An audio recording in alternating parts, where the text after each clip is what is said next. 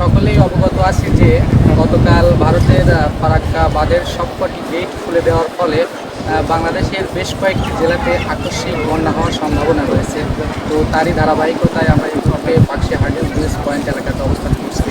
আমরা এখানে এসে দেখতে পাচ্ছি যে এখানে পানি প্রবাহ স্বাভাবিক আছে। আমরা এখানে দেখতে পাচ্ছি যে পানি এখন পর্যন্ত বিপদসীমায় কিন্তু অতিক্রম করে নাই।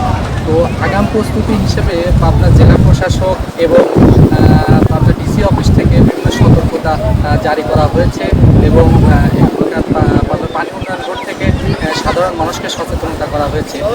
এছাড়াও আমি ঈশ্বরদী আবহাওয়া পূর্বাভাস কেন্দ্রের সঙ্গে যোগাযোগ করেছিলাম। তিনি আমাদেরকে জানিয়েছেন যে গত 24 ঘন্টাতে কিন্তু ঈশ্বরদী এবং এর আশেপাশের অঞ্চলে 7.5 মিলিমিটার বৃষ্টিপাত রেকর্ড করা হয়েছে, যা আগাম বন্যা হওয়ার জন্য যে উপাদানগুলো প্রয়োজন তার থেকে নিম্নগামী। সুতরাং একমাত্র জনসচেতনতাই পারে এই আগাম বন্যাকে রুখে দিতে।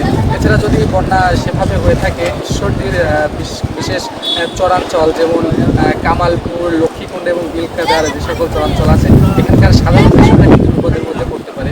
যেমন এখানকার কৃষকরা কলা চাষ, বাদাম চাষ সহ কৃষকরা কৃষির বাধান নিয়ে বিভিন্ন চরাঞ্চলে অবস্থান করছে। তো তাদের জন্য বিষয়টা অত্যন্ত জটিল হয়ে যেতে পারে এবং তাদের জীবনের জন্য হয়ে যেতে পারে।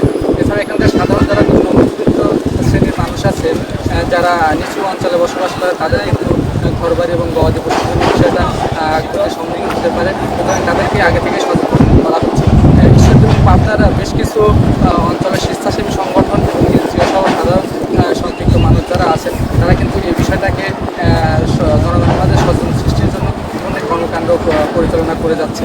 সুতরাং সার্বিক দিক বিশ্লেষণের মাধ্যমে আমরা বলতে পারি যে ঈশ্বরদী এবং পাবনা অঞ্চলে যদি বন্যা সেভাবে আঘাত হানে, সেক্ষেত্রে কিন্তু সাধারণ জনগণ এবং বিভিন্ন স্বেচ্ছাসেবী সংগঠন এরা সবাই কাঁধে কাঁধ মিলিয়ে আগাম প্রস্তুতির মাধ্যমে এই বন্যাকে রুখে দেওয়া যেতে পারে।